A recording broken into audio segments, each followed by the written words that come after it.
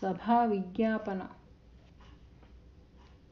ఈ అచల బోధ సద్గురు శివరామ దీక్షితార్యులు ధరలో వేయు విధంబుల చాటగా ఉపాయమునన్ గురుని చేరే పండితులారా. సర్వం బెరుగు సర్వజ్ఞులారా, నా విన్నపం బొక్కటున్నది దీవినుడి. నా విన్నపం బొక్కటున్నది దీవినుడి. న్యాయమౌ మార్గము రాజా బాటదిగాన కాయక్లేశములొంది హాయిని జందనేరని జన్మమేటికి. స్నేయులై గురురాయు చెంతను హాజరై జోహారు చేయుడి పండితులారా. సర్వం బెరుగు సర్వజ్ఞులారా. సభా విజ్ఞాపన. ఈ అచల బోధ సద్గురు రాయులు శివరామ దీక్షితార్యులు ధరలో వేయు విదంబులు చాటగా ఉపాయమునన్ గురిని చేరే పండితులారా. సర్వం బెరుగు సర్వజ్ఞులారా, నా విన్నపం బొక్కటున్నది దేవినుడి. న్యాయము మార్గము రాజా బాటదిగాన కాయక్లేశములొంది హాయని జందనేరని జన్మమేటికి. స్నేయులై గురురాయ చంతను హాజరై జోహారు చేయుడి పండితులారా. సర్వం బెరుగో సర్వజ్ఞులారా. జై నిజ గురుభ్యో నమః. మహాద్వైత కేసరి నుండి ఈరోజు మనం సభా విజ్ఞాపనలో మొదటి కందార్థం. అయ్యలారా, శ్రీ కూరాకుల దుర్గానంద సరస్వతి పంచదశి స్వాముల వారు సభలో ఉన్న పెద్దలకు విన్నవించుకుంటూ ఉన్నారు. ఈ మహాద్వైత కేసరి అనబడేటువంటి గ్రంథ రచన, ఆ మిత్రకందార్థముల యొక్క కూర్పు ఎలా చేయబోతున్నాను, దేనిని ప్రామాణికంగా స్వీకరించి ఇవి చెప్పబోతున్నాను అనేటువంటి విషయాన్ని తెలియపరుస్తూ ఉన్నారు పెద్దలకు. అలా విన్నపం కావిస్తూ ఉన్నారు. ఇది మన పూర్వాచార్యులైనటువంటి ఈ అచల సాహిత్యాన్ని మనకు అందజేసినటువంటి మహనీయులు అందరూ కూడా ఏ సాంప్రదాయమైతే పాటించారో అదే చేస్తూ ఉన్నారు ఇక్కడ దుర్గానందులు. అయ్యలారా, ఈ అచల బోధ ఇది మతములతో కూడి మితములో తెలియజేసేటువంటి బోధ కాదు, పరిపూర్ణ బోధ. మిగిలినటువంటి బోధలన్నిటినీ కూడా ఒక త్రాచులో వేసినట్లయితే దీనికి సాటయ్యేటువంటివి లేవు. ఎందుకంటే నేను ఉండగానే నేను రహితమై నిరంతరము కూడా భ్రాంతి లేనటువంటి అశరీర విధానంతో సాగేటువంటి బోధ, అందరికీ సులభోప్రాయమైనటువంటి బోధ ఇది. ఏదైతే నీకు కానబడుతూ లేక వినబడుతూ తన్మాత్ర సహితమైనటువంటిది ఏదైతే ఉన్నదో దానిని రెప్పపాటులో అదృశ్యమయ్యేటువంటి సూచన నిజగురు సూచన. అలాంటిది అచల బోధ. 43 అక్షరములతో రంగరించినటువంటి బోధ ఇది. ఇది ఎలా మనకు సంప్రాప్తమైనది అంటే, ఈ అచల బోధ సద్గురు శివరామ దీక్షితార్యులు ధరలో వేయి విధంబుల చాటగా. ఇది ఎవరు? ఇది ఎప్పటి నుంచి ఉన్నది? పరిపూర్ణ బోధ సనాతనముగా ఋష్యాదుల మొదలుకొని ఉన్నప్పటికీ కూడా ప్రత్యేకంగా దీనిని ఒక సిద్ధాంతీకరించినటువంటి బృహద్వాసిష్టము అనేటువంటి పేరిట మనకు అందజేసినటువంటి వారు శ్రీధర స్వాముల వారి శిష్యులైనటువంటి శివరామ దీక్షితులు. శివరామ దీక్షితులకు పూర్వము అచల బోధ లేదా అంటే ఉన్నది, అయితే ఒక సిద్ధాంతముగా లేదిది. అలాంటి దానిని సిద్ధాంతీకరించి మిగిలినటువంటి మార్గములు ఏవైతే ఉన్నావో భ్రాంతిజన్య మార్గములను ప్రక్కన పెట్టినటువంటి నిజ గురు పథమైనటువంటిది ఈ బోధ. ఇది శ్రీధర స్వాముల వారి దయతో శ్రీమద్ రాముడుకు శివరామ దీక్షితుల వారు అందజేసినటువంటి సిద్ధాంతం ఈ అచల బోధ. అయితే ఇది ఎలా చాటారు? 1000 విధంబుల చాటగా ఏదో ఒక మాట చెప్పి శిష్యునికి ఇంతే అని అనలేదు.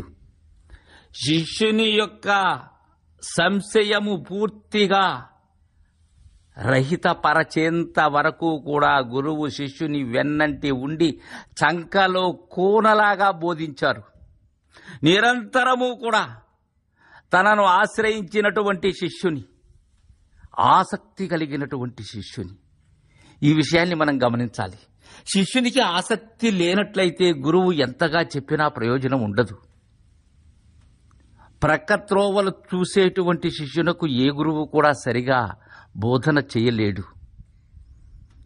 తన గురువును తల్లి, తండ్రి, దొర, దాతగా ఎవరైతే భావిస్తూ గురువుకు పరిచర్యలు చేస్తూ ఎవరైతే గురువాక్యాన్ని మేరక, గురువాజ్ఞను మేరక ఉంటారో వారికి అత్యంత సులభమైనటువంటిది పరిపూర్ణ బోధ. దీనికి పాండిత్యము అవసరం లేదు, పెద్ద చదువుని కావలసిన అవసరము లేదు. మన సాంప్రదాయములో ఎందరో ఉన్నారు సరైనటువంటి ఈ భాష సంబంధమైనటువంటి చదువులు చదవనటువంటి వారు. చదవవలసినటువంటిది గురు చదువు, గురు మేల్క కావలసింది. అలాంటి దానిని ఎన్నో విధములుగా శిష్యుని యొక్క ఆసక్తిని గమనించి ఏ విధముగా తెలియజేస్తే శిష్యుడు తెలుసుకుంటాడు అనే విషయాన్ని గమనించి పలు విధములుగా చాటారు ఈ బోధను మహనీయులైనటువంటి మన పూర్వాచార్యులు.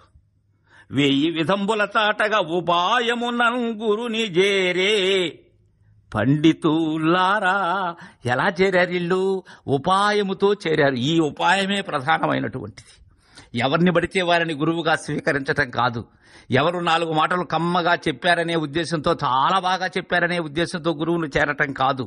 ఎవరైతే నీ భ్రాంతిని రహితం చేయగలరో అలాంటి వారిని, వారి ఉనికి తెలుసుకొని, వారి శిష్యుల ద్వారా వారి నడవడిని తెలిసికొని వారు నిజమైనటువంటి అశరీరులా కాదా అనేటువంటి విషయాన్ని సరిగా గురుని ఎన్నిక జరిగేటువంటిదే ఈ ఉపాయం. అలా ఉపాయమునన్ గురుని చేరే పండితులారా. అలా గురుని చేరినటువంటి వారు పండితులే. వారు పండినటువంటి వారే వారు. సర్వం బెరుగు సర్వజ్ఞులారా. అయ్యలారా, మీరు సర్వాన్ని ఎరిగినటువంటి సర్వజ్ఞులయ్యా. మీతో తెలియజేస్తూ ఉన్నానయ్యా. మీలాంటి హనుమంతుని ముందు నాలాంటి ఈ చిన్న మర్కటాలు, కుప్పిగంతులు ఎలా చెల్లతాయి? నా విన్నపం ఒక్కటున్నది, ఇది వినుడి. న్యాయమౌ మార్గము రాజబాటదిగానా. నా విన్నపం ఉన్నదయ్యా, నేను విన్నవించుకుంటూ ఉన్నాను మీతో ఒకటి. ఇది వినండి అయ్యా. ఏంటంటే న్యాయమైనటువంటి మార్గం ఇది. గురు శిష్య న్యాయమైనటువంటి మార్గం ఇది. ఇది అన్యాయమైనటువంటి మార్గము కాదు. ఇది ఒకరిని భ్రమ చెందించేటువంటి మార్గము కాదిది. మాయల మార్గము కాదయ్యా. ఇది మాయలాడి మార్గము కాదిది. ఇది న్యాయమైనటువంటి గురు శిష్య మార్గం ఇది. అయితే ఎలాంటి బాటిది? రాజబాటదిగానా. శివరామ దీక్షితుల వారు మనకు అందజేసినటువంటి మార్గము రాజబాటది. అది మలుపులు ఉండబడేటువంటి బాట కాదది. ఒక దగ్గర వంకర టెంకరలుగా నీవు ప్రయాణించేదానికి వీలు కానటువంటిది కాదు. మధ్యలో నిరోధకాలు ఎక్కడా ఉండవు ఈ మార్గంలో. అందువల్ల ఇది రాజమార్గం. ఇది అయితే అయలారా, కాయక్లేశములొంది హాయిని జందనేరని జన్మ మేటికి.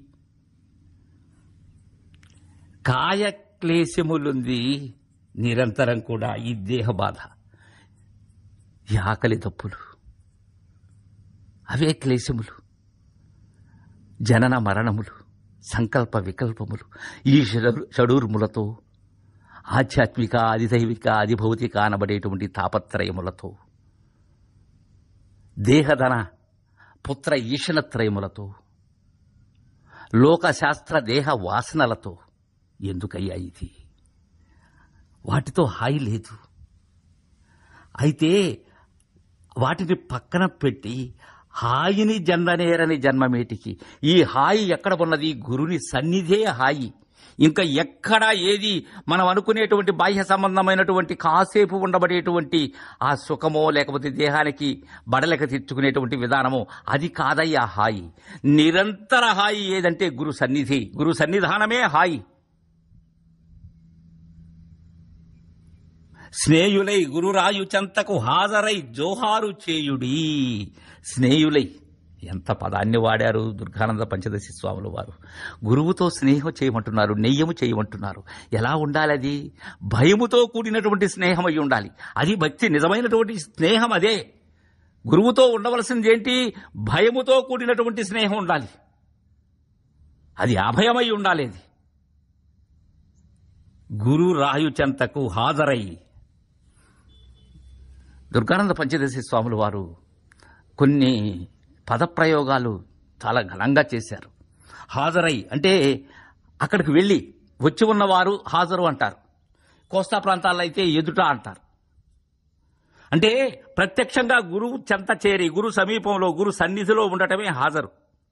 జోహారు చేయడి. జోహారు చేయటం అంటే అంజలి ఘటించండి, అభివందనం చేయాలి గురువుకి.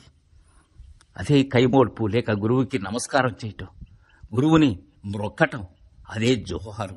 అలా జోహారు చేయుడి పండితులారా, సర్వం వెరుగు సర్వజ్ఞులారా అని మనకు సభా విజ్ఞాపనను కావిస్తూ ఉన్నారు. తర్వాయి మిత్రకందార్థం రేపు ముచ్చరించుకుందాం. జై గురుదేవా.